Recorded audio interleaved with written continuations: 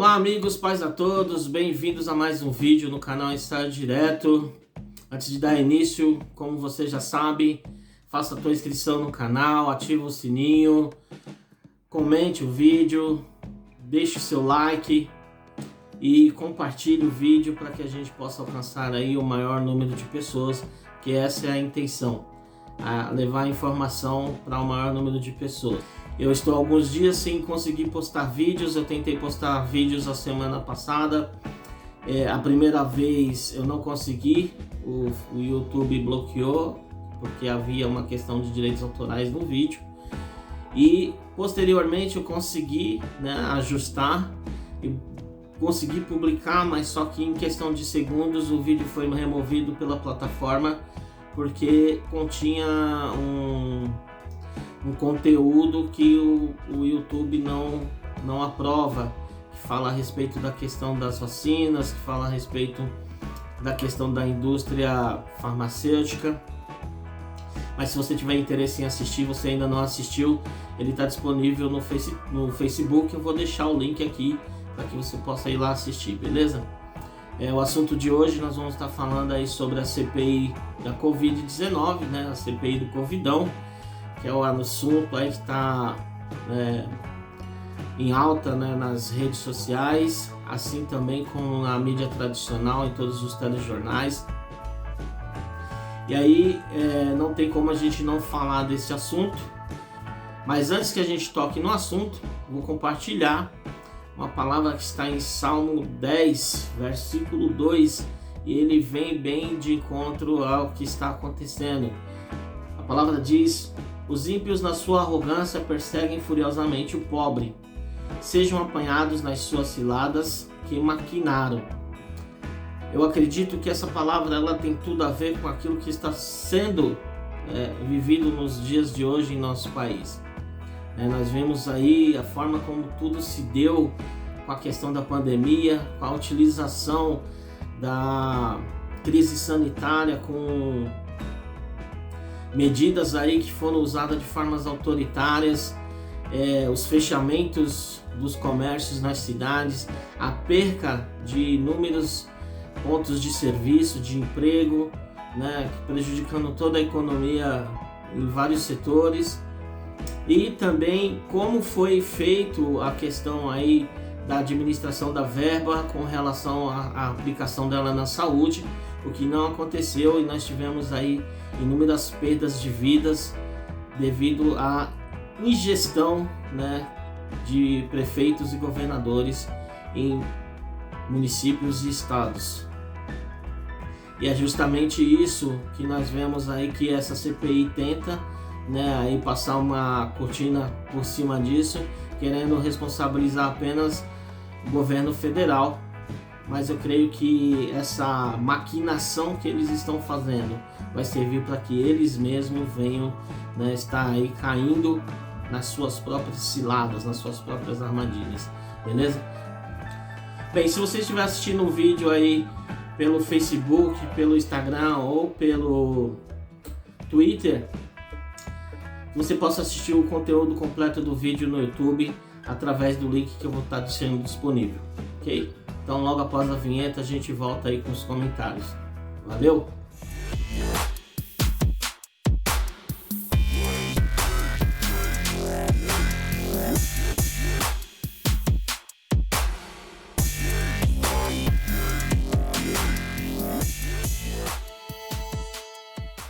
Voltando. Bem, primeiramente, se você for analisar com bastante frieza, você vai ver que iniciar essa CPI neste momento agora, que o país ainda está aí mergulhado na questão da crise sanitária, embora existe uma tendência de queda, mas existe também a questão econômica, que o país está se estabilizando. E na verdade o que nós vemos aí na tentativa dessa CPI é uma forma de enfraquecimento do governo e criar mais uma crise política para o país. Não seria o momento apropriado para se instalar essa CPI. No entanto, a CPI da Covid-19, ou como está sendo apelidada aí a CPI do Covidão, ela visa investigar a atuação do governo federal frente à pandemia, algo que por si só não faz sentido, desde que o STF proibiu o governo federal de atuar diretamente, passando essa responsabilidade para governadores e prefeitos, e ficou, né, para o governo federal apenas a transferência de recursos do governo federal, né, para estados e municípios. Bem, mas para que a gente possa compreender com clareza dos fatos, para investir em saúde, o governo federal transferiu para estados e municípios em torno de 420 bilhões, né, de repasse aí, para que esses valores fossem direcionados apenas para a área da saúde, no tocante à questão da pandemia, com relação à compra de leitos, respiradores, medicamentos, máscaras, todo tipo de equipamento de proteção, né? Mais 60 bilhões foram destinados para o auxílio emergencial, né, para auxiliar aí, né, os 30 milhões de trabalhadores informais que não têm registro em carteira, que trabalham por conta, que a maioria aí trabalha, né, ganhando o seu dinheirinho, né, o seu ganha-pão diariamente, e que por causa da pandemia tiveram que ficar em casa.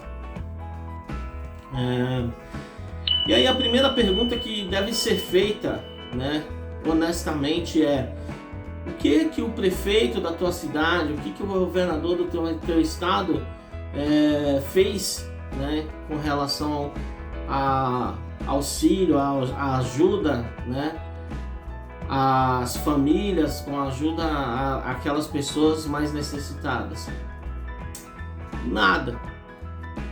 A atuação dos prefeitos e municípios, além do fechamento dos comércios, né, de impedir as pessoas de trabalharem, de prender essas pessoas e quebrar a economia, né, do país, né, a atuação deles foram na compra de equipamentos superfaturados, desvios das verbas, e outros que, ao invés de pegar o dinheiro que foi destinado para a pandemia, utilizaram para pagar as contas do estado, do município, para zerar o seu déficit fiscal.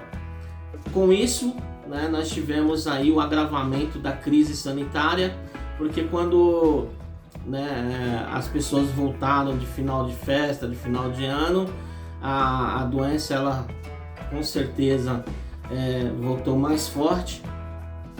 Nós tivemos aí, né, o surgimento, né, das novas cepas, a cepa da Amazônia e tudo aquilo que já está aí nos noticiários, que nós vimos aí um agravamento, né, das infecções, e as pessoas precisando mais ainda, né, da questão dos leitos hospitalares, dos respiradores, e não havia nada aí para atender a população, porque ninguém sabe explicar o que aconteceu com esses equipamentos que foram utilizados nos hospitais de campanhas, que foram fechados, e tudo isso só serviu mesmo para ver aí o desperdício do dinheiro público. Nós vimos aí em 14/4 agora, né, o ministro do Supremo Tribunal Federal, Luiz Roberto Barroso, encaminhar ao Senado o pedido de instalação da CPI da Covid para investigar aí as supostas emissões do governo federal.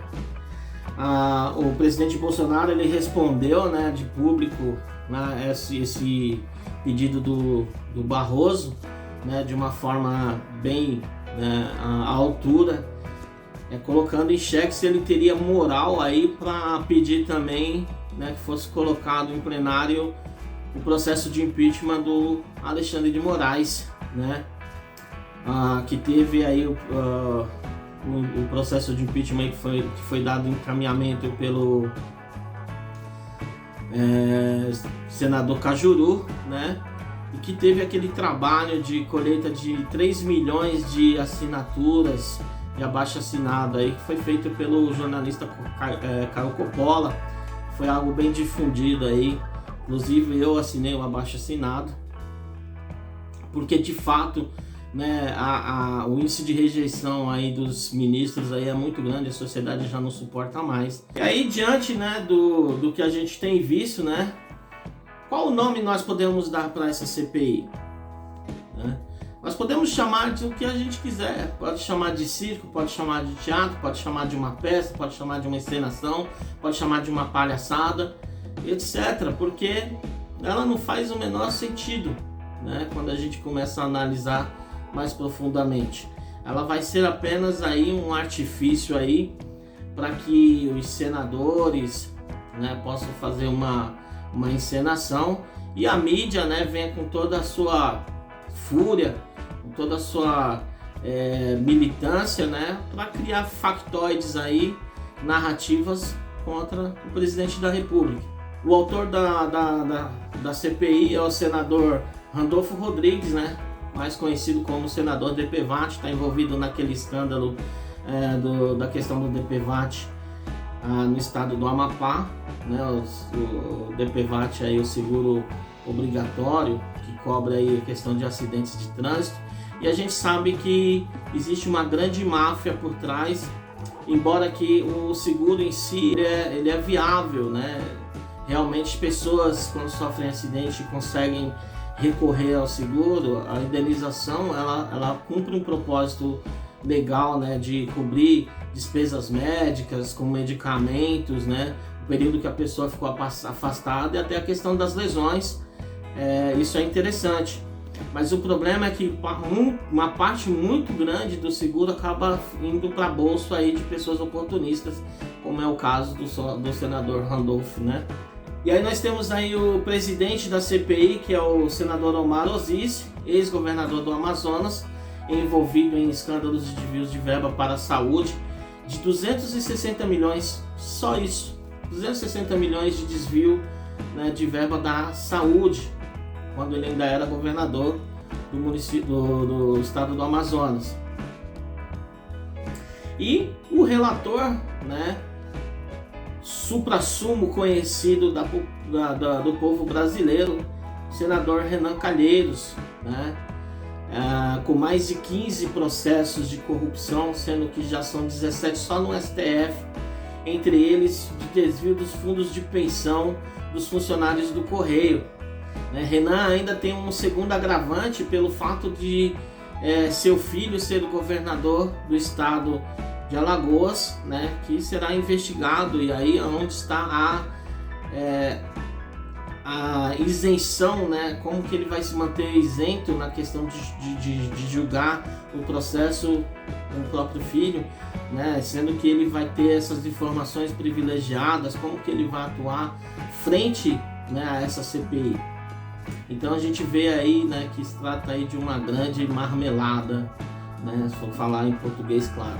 Ainda tem também o caso do primeiro suplente, né, se tratar de ser ninguém mais, ninguém menos que Jader Barbalho, que já teve envolvido em vários escândalos de corrupção, respondeu o processo, já foi cassado, perdeu o mandato, né, e seu filho, né, que é o Helder Barbalho, governador do Pará, que inclusive, né, foi através do Ministério Público do Pará, teve seu pedido de afastamento por, né, corrupção, desvios de verba, o que implica aí mais uma pessoa que não teria a menor condição de estar à frente dessa CPI, né? Ele que também, mesmo sendo suplente, vai estar recebendo todas as informações, todo o processo, e com certeza algo que, né, vai fugir do controle. Ele tem essas informações privilegiadas que pode privilegiar o seu filho, né? E aí alguém pode falar, mas você está fazendo ilação. Claro, é evidente isso, não tem como você fugir, né? Ou você acha que ele vai ser idôneo, vai ser isento, que ele vai agir ali, né, totalmente coerente com a posição que ele está lá de investigar o próprio filho. A gente não é otário, né? E aí, dentre todos esses, né, vou estar passando essa lista aí com a relação de todos os senadores que vão estar fazendo parte dessa CPI. Randolfo Rodrigues, né, já foi falado, ele é do Rede do Amapá. responde por um processo, né? Tem um processo em aberto. O Omar Aziz, do PSD do Amazonas, responde a 2 processos. Renan Calheiros, MDB, né? Tem 13 processos em abertos. O Otto Alencar, PSD da Bahia, 1 processo. Tasso Gereissati, PSD do Ceará, 1 processo.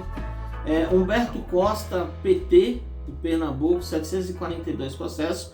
E só voltando um pouquinho no Tasso Gereissati aqui, ele que é um possível candidato à presidência da República pelo seu partido, o que aí também já nos leva aí a ver que ele teria segundos interesses nessa CPI. Ou que ele possa se privilegiar bastante, né, com relação às informações que ele vai receber da CPI. Jorginho Melo, do PL de Santa Catarina, 21 processos, brincadeira, né? Desculpa, pulei aqui. Humberto Costa, do PT do Pernambuco, 742 processos. Ciro Nogueira, do PP do Piauí, 16 processos. Jorginho Melo, eu falei, né? PL de Santa Catarina, 21 processos. Eduardo Girão, né, do POD do Ceará, 8 processos. Marcos Rogério, do DEM de Rondônia, 1.294 processos. Eduardo Braga, do MDB do Amazonas, 306 processos. E aí você faz um pequeno resumo, né, como, né, esses senadores têm moral, né, para investigar alguma coisa, né? Então fica aí essa pergunta para que você possa refletir. E, né, a partir do momento que começar aí as investigações, você começar a ter aí as suas análises e ver realmente o que procede, né, ou o que não procede, né, quais são as dúvidas que vão ficar no ar, beleza? De cara, né, nós vamos ter aí o primeiro a ser chamado a testemunhar, que será quem? Né? O ex-ministro da Saúde, Luiz Henrique Mandetta, né, que proibiu o uso de medicamentos preventivos, né, que dizia, né, que as pessoas para se tratar elas deveriam esperar um agravamento da doença, que elas permanecessem em casa e só fossem no médico em último caso, né? E as pessoas quando iam já praticamente sem ter a menor chance de recuperação, né? Que induziu, né, vamos falar assim, os protocolos médicos do uso incorreto da hidroxicloroquina apenas nos casos graves, o que isso era letal porque ela acabava levando as pessoas a óbito. Então nós tivemos aí todas essas implicações com o senhor Henrique Mandetta, né? E justamente ele será o primeiro a depor e a gente precisa prestar bastante atenção sobre a fala dele.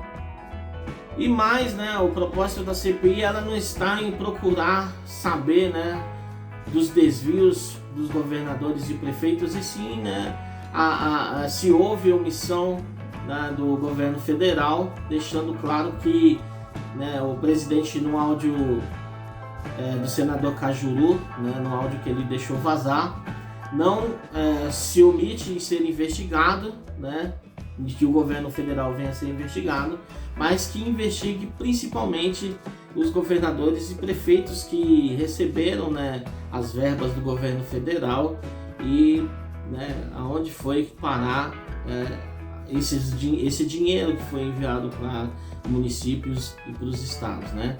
Só o estado de São Paulo recebeu aí 135 bilhões, se eu não me engano, de repasse do governo federal.